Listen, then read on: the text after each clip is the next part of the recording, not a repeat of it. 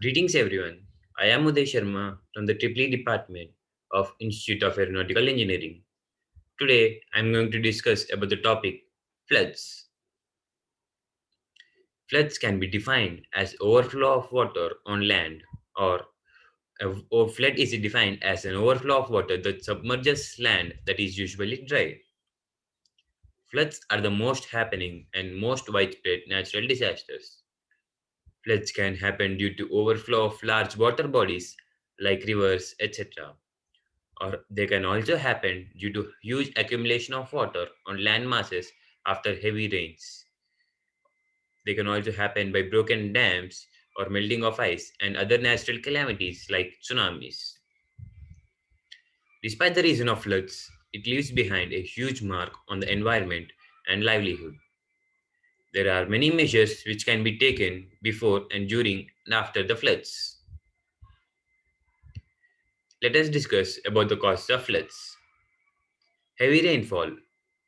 Heavy rainfall is the most common reason for the occurrence of floods.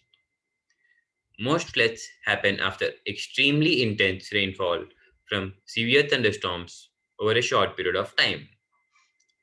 These can also be called as flash floods. These flash floods are extremely powerful and dangerous as they can happen anytime with a little or no warning. Overflow of water from water bodies. Many water bodies, like rivers, can be overflowed and lead to floods. When the water from a river overflow their banks, they cause floods. When the water exceeds the bank, it flows towards the low-lying areas. These low-lying areas are the ones which get most affected or most often gets hit by the floods. The flood water can get accumulated in these areas for a long time. Dams and melting of ice. Dams are the structures used to store water in large quantities. These dams get damaged and they can break due to pressure buildup or structural integrity or various other reasons. This can cause a lot of water to overflow or spread over the place, causing floods. Many mountains or snowy areas contain snow accumulated over it. Due to the climatic and temperature changes, huge blocks of ice gets melted and cause a lot of water to flow, which again leads to the floods. Tsunamis. Tsunami is also a greater cause of flooding. Let us discuss about the effects of floods. No matter what causes a flood, it can have devastating effects on your community. These are actually many dangerous flooding effects. Besides physical danger, floods also cause economic and social problems. Loss of lives. The gravest effect of flooding is death. In fact, flooding is the number one severe weather killer. Floods have claimed thousands of lives throughout history. Floods kill by carrying people away in fast moving water or by drowning them in the water. Floods can also kill people by destroying buildings and creating unsafe environments. One often overlooked deadly effect of flooding comes from waterborne illness. The floodwater can also be an easy medium for many contagious diseases. These are also a major reason for the deaths of people during the floods. Damage of property. The floods can cause a huge damage of the property. The property can be buildings, cars, and many more. Due to the presence of water, they can be easily swept away. Economic impacts.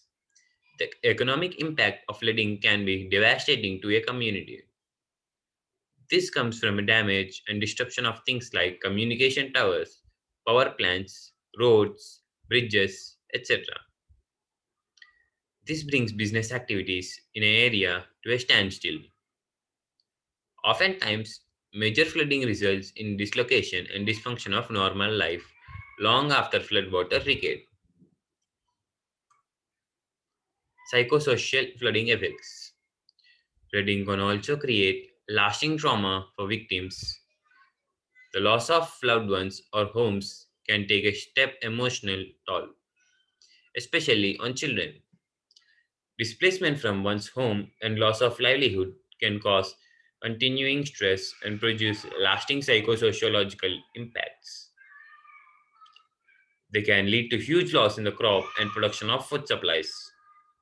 They can obstruct many cultivable land masses and kill the growth of crops. Let us discuss about the flood management. Construction of dams and reservoirs is an effective method of controlling floods.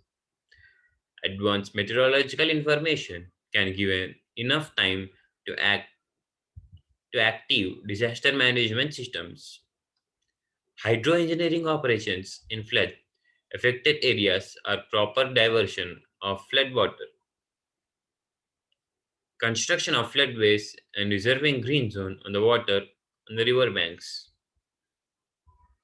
These are few effective steps towards the flood management. Thank you. Signing off, Uday Sharma.